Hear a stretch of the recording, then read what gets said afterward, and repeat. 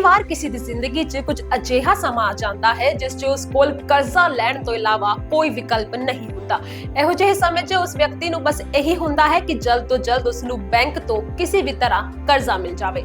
ਪਰ ਕਈ ਵਾਰ ਡਾਕੂਮੈਂਟੇਸ਼ਨ, ਕਈ ਤਰ੍ਹਾਂ ਦੀਆਂ ਫਾਰਮੈਲਿਟੀਜ਼ ਕਰਜ਼ਾ ਦੇਣ 'ਚ ਬਹੁਤ ਸਮਾਂ ਲਾ ਦਿੰਦੇ ਹਨ। ਲੋਕਾਂ ਨੂੰ ਬੈਂਕਾਂ ਦੇ ਚੱਕਰ ਲਾਉਣੇ ਪੈਂਦੇ ਹਨ। ਇਹਨਾਂ ਸਭ ਕਰਨ ਤੋਂ ਬਾਅਦ ਵੀ ਇਹ ਗਾਰੰਟੀ ਨਹੀਂ ਹੁੰਦੀ ਕਿ ਇੱਕ ਵਿਅਕਤੀ ਨੂੰ ਲੋਨ ਮਿਲ ਹੀ ਜਾਵੇਗਾ।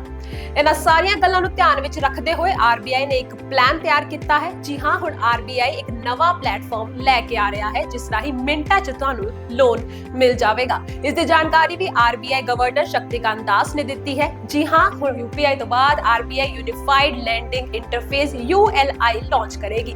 ਇਸ ਨਾਲ ਕਰਜ਼ਾ ਲੈਣਾ ਬਹੁਤ ਆਸਾਨ ਹੋ ਜਾਵੇਗਾ। ਹੁਣ ਤੁਸੀਂ ਸੋਚ ਰਹੇ ਹੋਵੋਗੇ ਕਿ ਆਖਿਰ ਇਹ ULI ਹੈ ਕੀ, UPI ਤੇ ULI 'ਚ ਫਰਕ ਕੀ ਹੈ, ਕਿੰਨਾ ਲੋਕਾਂ ਨੂੰ ਇਸ ਤੋਂ ਫਾਇਦਾ ਮਿਲੇਗਾ? ਇਹ ਸਾਰੇ ਜਵਾਬ ਅਸੀਂ ਤੁਹਾਨੂੰ ਇਸ ਵੀਡੀਓ 'ਚ ਦੇਣ ਦੀ ਕੋਸ਼ਿਸ਼ ਕਰਾਂਗੇ।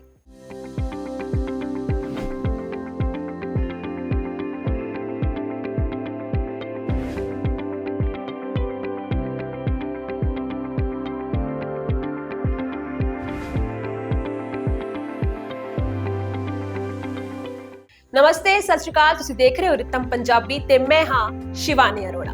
UPI ਪਲੇਟਫਾਰਮ ਰਾਹੀਂ ਦੇਸ਼ 'ਚ ਡਿਜੀਟਲ ਲੈਣ ਦੇਣ ਨੂੰ ਤੇਜ਼ ਰਫ਼ਤਾਰ ਦੇਣ ਤੋਂ ਬਾਅਦ ਹੁਣ ਭਾਰਤੀ ਰਿਜ਼ਰਵ ਬੈਂਕ ਯਾਨੀ RBI ਇਸ ਦਿਸ਼ਾ 'ਚ ਇੱਕ ਹੋਰ ਵੱਡਾ ਕਦਮ ਚੁੱਕਣ ਜਾ ਰਿਹਾ ਹੈ ਅਤੇ ਜਲਦੀ ਤੋਂ ਜਲਦੀ ਇੱਕ ਨਵਾਂ ਡਿਜੀਟਲ ਪਲੇਟਫਾਰਮ ULI ਲਾਂਚ ਕਰਨ ਦੀ ਤਿਆਰੀ ਕਰ ਰਿਹਾ ਹੈ। ਦੱਸ ਦਈਏ ਕਿ ਜਿਸ ਤਰ੍ਹਾਂ ਪਿਛਲੇ ਦਹਾਕੇ 'ਚ UPI ਨੇ ਆਨਲਾਈਨ ਅਤੇ ਡਿਜੀਟਲ ਲੈਣ ਦੇਣ ਨੂੰ ਨਵਾਂ ਹੁਲਾਰਾ ਦਿੱਤਾ ਹੈ, ਉਸੇ ਤਰ੍ਹਾਂ ULI ਲੋਨ ਅਤੇ ਕ੍ਰੈਡਿਟ ਦੇ ਕੰਮ ਨੂੰ ਸਰਲ ਬਣਾਏਗਾ।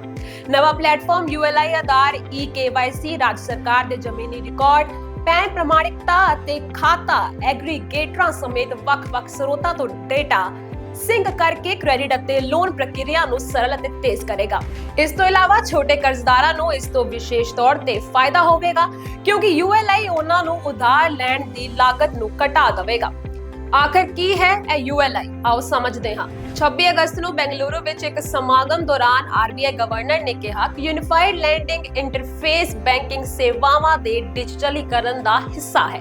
ULI ਅਸਲ ਵਿੱਚ ਡਿਜੀਟਲ ਡੇਟਾ ਪ੍ਰਦਾਨ ਕਰਦਾ ਹੈ ਜਿਸ ਵਿੱਚ ਵੱਖ-ਵੱਖ ਡੇਟਾ ਪ੍ਰਦਾਤਾਵਾਂ ਤੋਂ ਕਰਜ਼ਾ ਲੈਣ ਵਾਲੇ ਜ਼ਮੀਨੀ ਰਿਕਾਰਡ ਸ਼ਾਮਿਲ ਹੁੰਦੇ ਹਨ। ਇਹ ਕ੍ਰੈਡਿਟ ਮੁਲਾਂਕਣ ਵਿੱਚ ਲੱਗਣ ਵਾਲੇ ਸਮੇਂ ਨੂੰ ਘਟਾਉਣ ਵਿੱਚ ਮਦਦ ਕਰੇਗਾ। ULI ਨੂੰ ਇਸ ਤਰੀਕੇ ਨਾਲ ਡਿਜ਼ਾਈਨ ਕੀਤਾ ਗਿਆ ਹੈ ਕਿ ਇਹ ਵੱਖ-ਵੱਖ ਸਰੋਤਾਂ ਤੋਂ ਜਾਣਕਾਰੀ ਇਕੱਠੀ ਕਰਦਾ ਹੈ, ਜਿਸ ਕਾਰਨ ਲੋਨ ਲਈ ਅਪਲਾਈ ਕਰਨ ਵਾਲਿਆਂ ਨੂੰ ਬਹੁਤ ਸਾਰੇ ਦਸਤਾਵੇਜ਼ ਮੁਹੱਈਆ ਕਰਵਾਉਣ ਦੀ ਜ਼ਰੂਰਤ ਨਹੀਂ ਹੁੰਦੀ ਹੈ ਅਤੇ ਆਸਾਨੀ ਨਾਲ ਲੋਨ ਪ੍ਰਾਪਤ ਕਰ ਸਕਦੇ ਹਨ। ULI ਪਲੇਟਫਾਰਮ ਆਧਾਰ eKYC ਦੇ ਨਾਲ-ਨਾਲ ਜ਼ਮੀਨੀ ਰਿਕਾਰਡ, ਪੈਨ ਅਤੇ ਲੋਨ ਲਈ ਅਰਜ਼ੀ ਦੇਣ ਵਾਲੇ ਗਾਹਕ ਦੇ ਖਾਤੇ ਨਾਲ ਸੰਬੰਧਿਤ ਜ਼ਰੂਰੀ ਜਾਣਕਾਰੀ ਘੱਟ ਸਮੇਂ ਵਿੱਚ ਇਕੱਠਾ ਕਰੇਗਾ। RBI ਗਵਰਨਰ ਨੇ ਅੱਗੇ ਕਿਹਾ ਕਿ ਜਨ ਧਨ ਆਧਾਰ JAM, UPI ਅਤੇ ULI ਦੀ ਡਿਜੀਟਲ ਬੁਨਿਆਦੀ ਢਾਂਚੇ ਦੀ ਯਾਤਰਾ ਵਿੱਚ ਕ੍ਰਾਂਤੀਕਾਰੀ ਸਾਬਤ ਹੋਵੇਗੀ। ਅਸੀਂ ਪਿਛਲੇ ਸਾਲ ਇਸ ਪਲੇਟਫਾਰਮ ਦੀ ਵਰਤੋਂ ਸ਼ੁਰੂ ਕੀਤੀ ਸੀ। ਇਹ ਬਿਨਾਂ ਕਿਸੇ ਪਰੇਸ਼ਾਨੀ ਦੇ ਲੋਨ ਪ੍ਰਕਿਰਿਆ ਨੂੰ ਆਸਾਨ ਬਣਾਏਗਾ ਅਤੇ ਇਸ ਦੇ ਸ਼ੁਰੂ ਹੋਣ ਤੋਂ ਬਾਅਦ ਕਿਸਾਨਾਂ ਅਤੇ MSME ਲਈ ਜਲਦੀ ਕਰਜ਼ਾ ਪ੍ਰਾਪਤ ਕਰਨਾ ਆਸਾਨ ਹੋ ਜਾਵੇਗਾ। Just like the UPI transformed the payments ecosystem, we expect that ULI will play a similar role in transforming the lending ecosystem in India. This entire platform and this initiative reduces the complexity of multiple technical integrations. It enables borrowers to get the benefit of seamless delivery of credit, quicker turnaround time without requiring extensive documentation. ਦਰਅਸਲ ਭਾਰਤੀ reserve bank RBI ਨੇ digital banking ਨੂੰ ਉਤਸ਼ਾਹਿਤ ਕਰਨ ਲਈ ਪਿਛਲੇ ਸਾਲ ਇੱਕ ਨਵੀਂ ਯੋਜਨਾ ਦਾ ਇੱਕ ਪਾਇਲਟ ਪ੍ਰੋਜੈਕਟ ਸ਼ੁਰੂ ਕੀਤਾ ਸੀ। ਇਸ ਸਕੀਮ ਦਾ ਨਾਮ ਫ੍ਰਿਕਸ਼ਨਲੈਸ ਕ੍ਰੈਡਿਟ ਪਲੇਟਫਾਰਮ ਸੀ, ਜਿਸ ਦਾ ਉਦੇਸ਼ ਕਰਜ਼ਾ ਲੈਣ ਦੀ ਪ੍ਰਕਿਰਿਆ ਨੂੰ ਆਸਾਨ ਬਣਾਉਣਾ ਸੀ। ਹੁਣ ਇਸ ਪਲੇਟਫਾਰਮ ਦਾ ਨਾਮ ਬਦਲ ਕੇ ਯੂਨੀਫਾਈਡ ਲੈਂਡਿੰਗ ਇੰਟਰਫੇਸ ULI ਕਰ ਦਿੱਤਾ ਗਿਆ ਹੈ।